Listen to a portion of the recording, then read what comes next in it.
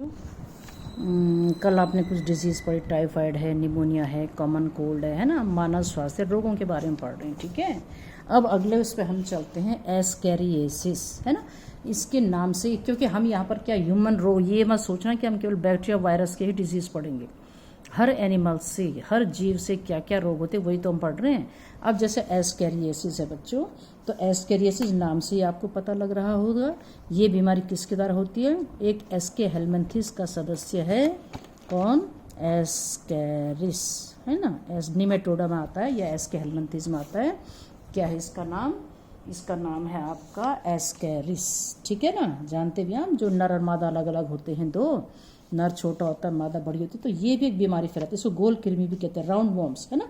तो कहाँ होता है? मनुष्य के आंत में तो होता है, और एक परजीवी के रूप में रहता है, पचे हुए खाने का अवशोषण करता रहता है हमारी आंत से, है ना। तो इस वजह से इसमें क्या हो जाता है, इस डिजीज़ में कमजोरी आ जाती है, उल्टी है, थकान है, क्योंकि पचा हुआ खाना तो यही खा लेता है, तो वीकनेस आ जाती है इससे। ठीक है, पेशियों में पीड़ा होने लगती है ना, एनीमिया हो जाता है, क्योंकि खाना तो मिल नहीं पाता है ना। आंत का अवरोध भी हो जाता है कई बार। आंत मतलब जैसे अगर एलिमेंट्री कैनाल है तो इसके अंदर इतनी संख्या इनकी बढ़ जाती है कि ब्लॉक कर देते हैं आंत को, है ना। तो ये भी इसमें हो सकता है। तो ये जो एस्कैरियासिस बीमारी है, एस्कैरिस के द्वारा होती है, और ये जो है इसमें क्या हो जाता है, एनीमिया और एक तरह से थकान, कमजोरी, उल्टी इसमें होने लगती है। ठीक, अब इसका इन्फेक्शन कैसे होता है, क्योंकि बच्चों इसके जो मानव मल के साथ ही इसके अंडे बाहर आते हैं, ह्यूमन फीकल मैटर के साथ।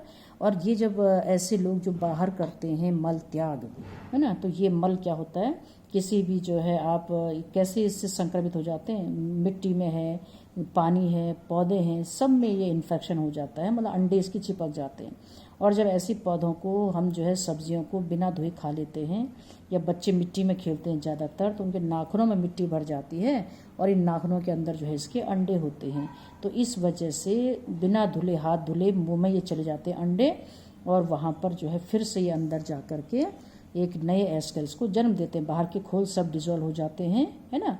तो एक तरह से इसका संक्रमण कैसे हो रहा है, जो पॉल्यूटेड पानी है या फल है या सब्जी है, इनके सेवन से होता है। ठीक है, सिंपल है बहुत ही ज़्यादा, और ज़्यादातर बच्चों में ये डिजीज़ होती है। तो इसका नियंत्रण कैसे करेंगे हम? स्वच्छता पर विशेष ध्यान दीजिए। भोजन है, जो फल हैं, सब्जियां हैं, भली प्रकार उनको स्वच्छ पानी से साफ धो करके अच्छी तरह से पकाएंगे। ठीक है ना।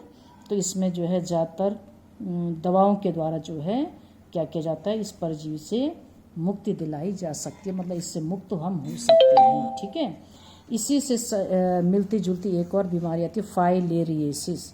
फाइलेरियासिस है ना, फाइलेरियासिस नाम से ही लग रहा है। ये एक और निमेटोड होता है, वाउचेरिचिया। क्या है इसका नाम?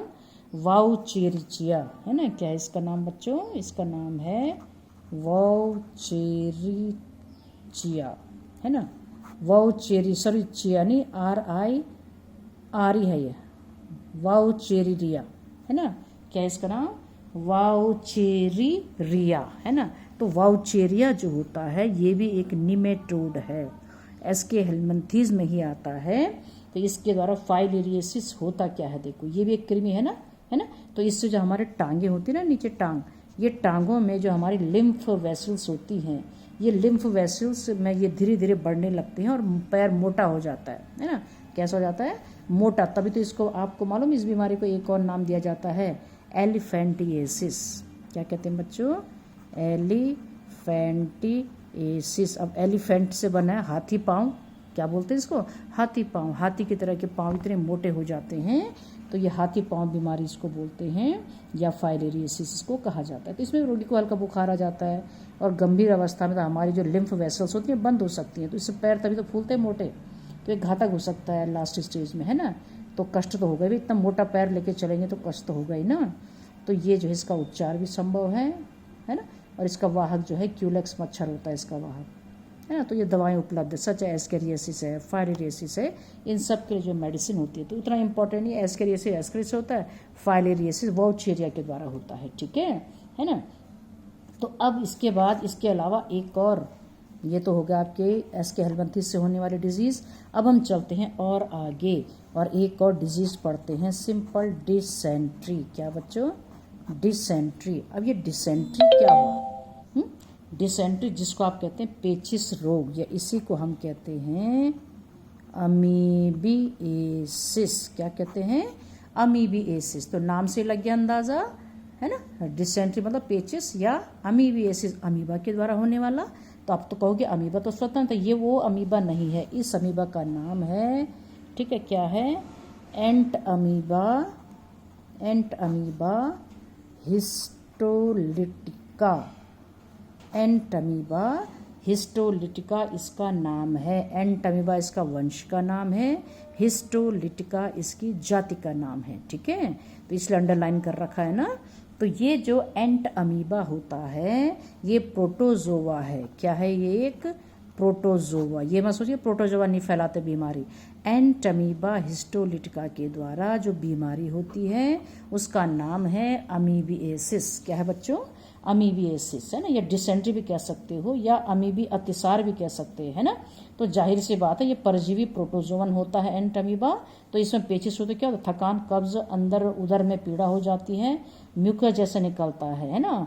मतलब मल के साथ रक्त मिला हुआ मल निकलता है, या म्यूकस टाइप का चिपचिपा सा म्यूकस निकलता है, ब्लड उसके साथ होता है। तो इस रोग के लक्षण होते हैं, है ना। तो ये होता किसके द्वारा? प्रोटोजोवन एंट अमीबा हिस्टोलिटिका के द्वारा। और इसका वाहक कौन है मालूम? इसका वाहक होता है, आप जान ही चुके हो, हाउस फ्लाई, घरेलू मक्खी इस रोग के वाहक है ना। क्योंकि हर बार आप देखेंगे जो जहाँ जहाँ बाहर मलत्याग होता है ना, बस वहीं पर मक्खियाँ मच्छर ये सब बैठते हैं, तो ये वाहक होते हैं इस रोग की। तो घरेलू मक्खी इस रोग की वाहक होती है ना। तो गंदा पानी पीने से, गंदा खाद्य पदार्थ खाने से ये रोग जो है फैल जाता है। तो इसके लिए क्या होता है कि जो परजीवी है ना, ये इसकी खोज लॉश ने की थी, LOSCH, लॉश, इन्होंने की थी इसकी खोज, है ना। तो ये परजीवी रहता कहाँ है? ये होता हमारे आंत में। कहाँ होता है? हमारे आंत में रहता है ये। और हमारी आंत में ये क्या करता है? आंत में रह करके जो आंत की दीवार होती है ना, म्यूकस झिल्ली लगी होती है ना, तो इस म्यूकस झिल्ली को नुकसान पहुंचाता रहता है। तो जब म्यूकस झिल्ली को नुकसान पहुंचे, उसको खाता रहता है ब्लड वहाँ से, तभी तो ब्लड वेसल्स टूट जाती हैं और रक्त निकलता है मल के साथ, है ना। तो हमारी कहाँ रहता है? ये आंत में रहता है। तो एक एंजाइम के द्वारा ये हमारी आंत को गला देता है, म्यूकस झिल्ली को नुकसान पहुंचाता है, इसीलिए से अल्सर भी हो जाते हैं अक्सर, है ना। तो इसका यदि हम ऐसे देखें लाइफ साइकिल को किताब में देख लीजिए, ये है आपका, ये है एक एंट अमीबा हिस्टोलिटिका की एक फेज, ट्रोफोजोइट, इसको बोलते हैं हम ट्रोफोजोइट। अमीबा की तरह होता है, इसमें सीडोपोडिया नहीं होते, हल्का सा होता है। क्यों नहीं होंगे? क्योंकि चलता थोड़ी है, परजीवी है ना, तो चलने की जरूरत कहाँ पड़ रही इसको, ठीक है। इसके अलावा इसमें ये जो है खाद्य धानियाँ इसमें पाई जाती हैं। एक ही होता है ना सीडोपोडिया, बहुत ही सिंपल, खाद्य धान्य होंगे, लेकिन इसमें एक चीज नहीं होती है, कॉन्ट्रेक्टाइल वैक्यूल। क्यों नहीं होती? संकुचनशील धानी, क्योंकि संकुचनशील धानी किसका? पानी का नियंत्रण करती है ना। तो ये तो परजीवी है, अंदर रहता आंत में, इसको कोई जरूरत ही नहीं है ऑस्मोरेगुलेशन की, प्रासरण नियंत्रण की। तो इसलिए जो है ये क्या कहलाता है, मतलब सॉरी, इसमें अमीबा से थोड़ा ये भिन्न होता है, ट्रोफोजोइट कहते हैं। तो ये रहता हमारी आंत में। तो ये क्या करता है हमारी आंत में? देखो पहले ये अपना, ये देखो बाइनरी फिशन, द्विभाजन से पहले ये अपनी संख्या बढ़ाता है। इसकी संख्या जब बहुत ज्यादा बढ़ जाती है ना, तो उसके बाद सिस्ट बनता है। तो सिस्ट से पहले जैसे इनकी संख्या बढ़ती गई, ये देखो इनकी संख्या बढ़ती जाती है ना, है ना। इनको कहते हैं प्री सिस्टिक फॉर्म। क्या कहते हैं? प्री सिस्टिक मतलब सिस्ट बनने से पहले की अवस्था। तो सिस्ट नहीं है। अब देखो धीरे धीरे गोल हो जाते हैं, इनके चारों तो सिस्ट बन जाता है, चारों ओर क्या बन जाता है? सिस्ट। इसको कहते हैं फिर सिस्टिक फॉर्म। क्या कहेंगे? प्री सिस्टिक मतलब पहले, सिस्ट बनने से पहले की। क्या कर रही है? आंत में बाइनरी फिशन से अपनी संख्या बढ़ा रहे हैं द्विभाजन के द्वारा, जैसा अमीबा विभाजन होता है। और ये प्री सिस्टिक फॉर्म है, अभी सिस्ट नहीं बना है, आंत में हो रहा है ये सब। फिर सिस्ट बन जाता है, इसको कहते हैं सिस्टिक फॉर्म, परिकोष्ठन बन जाता है ना। इसके बाद क्या होता है? इसका केंद्रक विभाजन करता है, दो डिवाइड हो जाते हैं, फिर उसके बाद दो के बाद उसके चार केंद्रक बन जाते हैं। ये देखिए, साथ में इसमें क्रोमेटॉइड बॉडी भी होती है, थोड़ा सा ग्लाइकोजन ग्रेन्यूल्स होती हैं, कुछ मत देखो। एक केंद्रक दो बार विभाजन करता है और चार केंद्रक बना देता है। कितने? चार केंद्रक। शुरू में बाइन्यूक्लिएट होता है, बाइन्यूक्लिएट मतलब दो केंद्रक बनते हैं, फिर एक और विभाजन होता है क्वाड्रीन्यूक्लिएट, क्वाड्री मीन्स 4, चार केंद्रक यहाँ पर बन जाते हैं बच्चों। अब क्या होता है? ऐसी ये जो स्टेज होती है ना, आप समझ रहे हैं, सिस्ट जहां पर बन रहा है, ये सिस्ट चारों तरफ, यही सिस्ट फॉर्म जिसमें चार केंद्रक वाली अवस्था है, यही मल के साथ बाहर आती है और यही स्टेज अगले मनुष्य के लिए इन्फेक्शियस होती है। अब समझ गए कि ये जो 4 केंद्रक वाली अवस्था है जिसमें अंडे के चारों तरफ क्या है, सिस्ट है, तो यही मैंने कहा मल के साथ बाहर ये आते हैं, तो यही जब बाहर आएंगे तो यही तो अगले मनुष्य में जाएंगे ना, तो यही क्या है, इसकी संक्रामक अवस्था है ये। तो सिस्ट फॉर्म में ही ये क्या है, संक्रामक अवस्था है इसकी।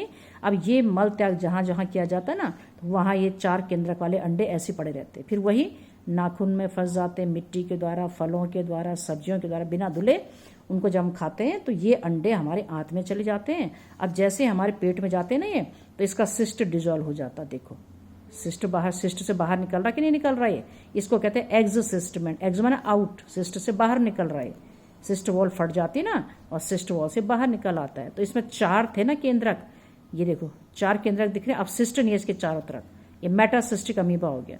अब इसमें विभाजन होता है, तो चारों के चारों केंद्रक विभाजन करते हैं और 8 केंद्रक बन जाते हैं। अब 8 केंद्रक बनते हैं, 8 केंद्रक जब बनते हैं ना तो साथ में साइटोप्लाज्म विभाजन कर जाता है, तो 8 अमीब्यूली बन जाती है, 8 छोटे छोटे अमीब्यूली बन जाती हैं। ठीक हो गया, इनको अमीब्यूली कहते हैं। बस यही बढ़ करके एक नया एंटमीबा या उसका ट्रोफोजोइट बन जाता। तो ये इसका लाइफ साइकिल है। तो कभी पूछा था ना life cycle of Entamoeba histolytica, तो पहले आंत में रह करके बाइनरी फिश की संख्या बढ़ाते हैं, सिस्ट फॉर्म कर देते हैं चारों तरफ, और ये सिस्ट के अंदर ही केंद्रक विभाजन करके 4 केंद्रक बना देता है, 4 केंद्र की अवस्था, और यही अंडे मल के साथ बाहर आते हैं और यही इसकी संक्रामक अवस्था होती है। अगले कोई इन्फेक्ट इसी के द्वारा करता है, फिर ये सिस्ट गल जाता है, जैसे मनुष्य के अंदर जाता है, फिर ये डिवाइड करता है इसका केंद्रक, 8 केंद्रक, और केंद्रक के साथ साथ कोशिका द्रव्य विभाजन करके 8 अमीब्यूली बन जाता है। तो ये है इसका, ठीक है। तो इसका नियंत्रण कैसे करेंगे? स्वच्छता, हर उसमें देखिए आप, स्वच्छता बहुत जरूरी है। भोजन से पहले हाथों को साबुन से धो लीजिए, है ना। खाने से पहले भोजन को अच्छी तरह साफ करो, उसको ढंग से पकाओ, ठीक, मतलब अध कच्चा नहीं होना चाहिए, कच्चा नहीं होना चाहिए। जल हमेशा शुद्ध पीना चाहिए, उसमें किसी प्रकार का संक्रमण नहीं होना चाहिए। मक्खियों से बचाए ज़्यादातर, क्योंकि ये सब मल में ही तो बैठती है मक्खी वगैरह, कॉकरोच, है ना। तो ये जो है क्या होता है, इन्हीं के द्वारा ये भोजन पर बैठ जाते हैं, फिर तो इसी से हमें इन्फेक्शन हो जाता है ना। तो अच्छी तरह मलमूत्र का निस्तारण सबसे अच्छी मतलब व्यवस्था इसके लिए हमारी होनी चाहिए कि मलमूत्र का त्याग हम इधर उधर ना करके बाकायदा जो है शौचालयों में करना चाहिए। ठीक है बच्चों। अच्छा, अब ये तो हो गया आपका एंटमीबा। मेन इसमें भी ये है मलेरिया है परजीवी, ये मैं बाद में पहले छोटे मोटे सारे रोग पढ़ाते हैं आपको। इसके बाद आता है सिंपल, इसी में देख लो, फटाफट हो जाएगा ना जल्दी हमारा काम। रिंग वॉर्म, है ना। रिंग वॉर्म तो आपको पता ही है ये जो होते हैं ना आपके रिंग वॉर्म मतलब दाद रोग जो होता है ना, दाद रिंग वॉर्म, है ना। ये आपको पता ही है, वही फंगल के द्वारा ही तो होता है ज़्यादातर, है ना। तो माइक्रोस्पोरम क्या है, माइक्रोस्पोरम है, ट्राइकोफाइटोन है ना, एपिडर्मोफाइटोन है। ये कुछ ऐसे कवकों के नाम है। कवक आप याद रखिएगा, दाद, खाद, खुजली बोलते हैं ना, तो ये कवकों के द्वारा होती है। कौन सा कवक? माइक्रोस्पोरम या ट्राइकोफाइटोन या एपिडर्मोफाइटोन, जो भी याद हो रहा आपको, है ना। तो ये दाद का रोग होता है। रिंगवॉर्म मतलब दाद, त्वचा पे ही होगा ना दाद, तो आपकी स्कल्प है, नाखून है, इन पर इसका संक्रमण होता है और तेजी से दाद में क्या होती है, खुजली होती है। तो जहाँ पर थोड़ा हल्की गर्मी होगी, नमी होगी, तो ये नमी तो कवकों के इन्फेक्शन के लिए मस्ट होता है ना, बहुत आवश्यक होता है। तो जहाँ पर देखा होगा आपने, जैसे उंगलियों के बीच के यहाँ ये हो जाता है ज़्यादातर, क्योंकि नमी रहती है ना। तो नमी चाहिए इनके संक्रमण के, तो कवक यहाँ उग जाता है, तो उंगलियों के मध्य इसीलिए पनपते हैं ये, है ना। दाद जो होता है ना, ये संक्रमितों में कैसे, जैसे रोगी की वस्तु हमने यूज़ कर दी, उसका कंघा यूज़ कर दिया, तो उनसे जो है ये फैल जाता है ना। तो इसके लिए आपने देखा होगा एंटी फंगल, एंटीबायोटिक दवाएं होती हैं। एंटी फंगल पाउडर भी तो होता है एक, है ना। तो ये पाउडर को, दवाई को लगा देते हैं हम, पाउडर छिड़कते हैं, तो इसका नियंत्रण किया जा सकता है ना। इसके अलावा वही फिर जन स्वच्छता का ध्यान रखना आवश्यक है।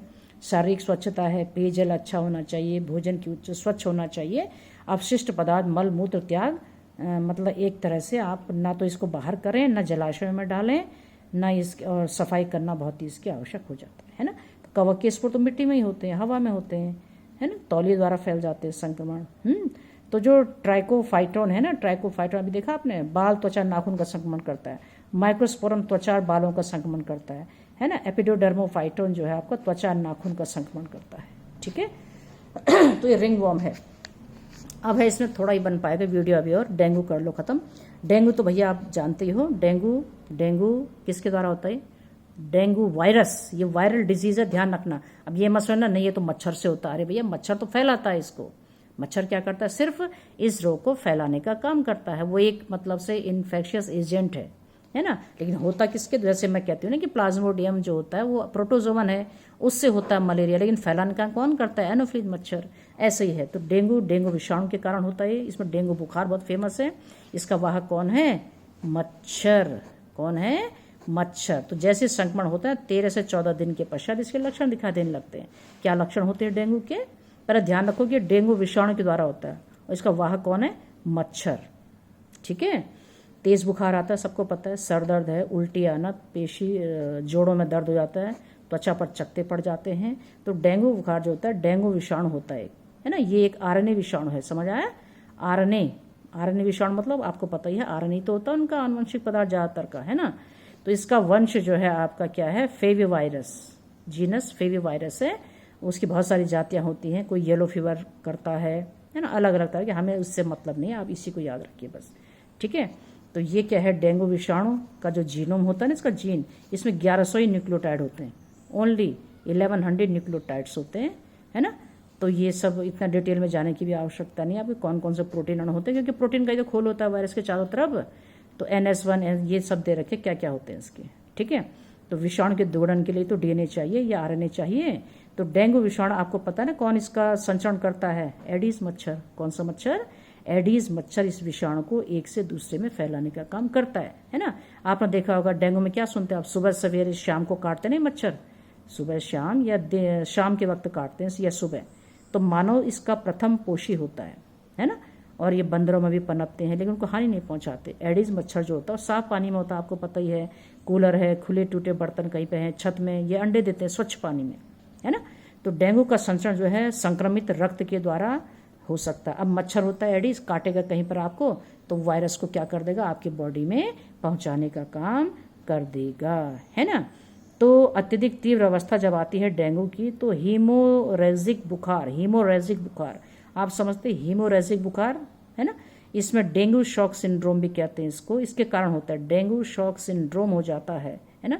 इसमें मालूम क्या हो जाता है, हीमोरेजिक फीवर में होता क्या है, जो ब्लड प्लेटलेट्स होती हैं, ब्लड प्लेटलेट, इनकी संख्या बहुत तीव्र से घटने लगती है और रक्त का स्कंदन प्रभावित हो जाता है। आपको मालूम है बच्चों, जो ब्लड प्लेटलेट्स होती हैं ये रक्त का थक्का बनाने में सहायक होती है ना। क्या करती हैं, रक्त का थक्का बनाने में सहायक होती हैं। तो अगर रक्त कहीं से बाहर निकलने के थक्का ना बने तो भैया रक्त तो बहता ही रहेगा, है ना। तो यही तो इसकी बहुत इंपॉर्टेंट चीज़ होती है। तो इसमें यही ब्लीडिंग जब होने लगे तो समझ लीजिए कि ब्लडलेट काउंट तभी तो नहीं हो रहा, मतलब इतना ब्लड बाहर आ जाता है। अगर मतलब ये लगाओ कि इसका बहुत ज़्यादा प्लेटलेट कम हो जाए तो हीमोरेज हो जाता है ना। तो इसकी तीव्रता के लक्षण अति तीव्र ज्वर होता है, लगातार उल्टियाँ, यकृत का दीर्घीकरण बड़ा हो जाता है, प्लेटलेट घट जाती हैं, बेचैनी, थकान और हीमोरेज सबसे इंपॉर्टेंट चीज़ है इसकी, है ना। तो साफ सफाई का ध्यान रखिए, आपको पता है ठहरा हुआ पानी नहीं होना चाहिए घर में, मच्छर की दवा का छिड़काव करना चाहिए, पूरी बाजू के कपड़े पहनिए, मोजे पहनिए, मच्छरदानी लगाइए, है ना। और अब तो इसका टीका भी उपलब्ध है, लेकिन भारत में अभी नहीं है ये। तो ये सब जो है डेंगू दिवस भी मनाया जाता तो 15 जून को। ठीक है। उपचार क्या है इसका, एडिस मच्छर के नियंत्रण के अतिरिक्त प्रति विषाणु दवाइयों का, एंटी जो वायरल डिजीज सॉरी दवाइयाँ होती ना, उनका तेज बुखार की अवस्था में इनका प्रयोग हमको करना चाहिए, है ना। तो अभी तो प्लेटलेट में कमी को नियंत्रित करने के लिए हम वैसे देखो ना, पपीते के पत्ते खाओ, ये चुकंदर खाओ, कीवी खाओ, बोलते नहीं बोलते हम, है ना। तो ये ध्यान रखो कि बस हमें इतने इससे मतलब नहीं क्या खाना क्या नहीं, हमें ये देखना संक्रमण कैसे हो रहा है और किससे हो रहा है। तो डेंगू वायरस से होता है, ठीक है। और इसका वाहक कौन है, मच्छर है। वाहक कौन है इसका, मच्छर है। लास्ट स्टेज में तो हीमोरेज हो जाता है, तभी तो मरता आदमी इसमें। तो हीमोरेज तभी तो होता है, ब्लड क्लॉट बनना, अगर बन जाए, बाहर निकला ब्लड क्लॉट बन जाए कहीं पे, ब्लड वेसल्स होती है ना हमारी, अंदर रक्त लगातार बह रहा है ना। लेकिन यहाँ से अगर फट जाएंगे, लगातार रक्त बाहर आ जाएगा, तब तो नुकसान हो जाएगा ना हमें सारा। तो इसको यहाँ पर छेद को क्लॉट बनना जरूरी है ना, इसको थामना जरूरी है अंदर ही, तभी तो रक्त बहता रहेगा। तो क्लॉट ही नहीं जमेगा तो कैसे होगा फिर तो छेद तो सब निकलता रहेगा रक्त बाहर। इसीलिए तो चाहिए प्लेटलेट्स रुधिर जमाने के लिए, है ना, ब्लड क्लॉटिंग के लिए। तो सही हो गया बच्चों। तो इतने हमने डिजीज पढ़ी आज, तो आज इतना ही, कल बाकी देखेंगे, ठीक है, ओके।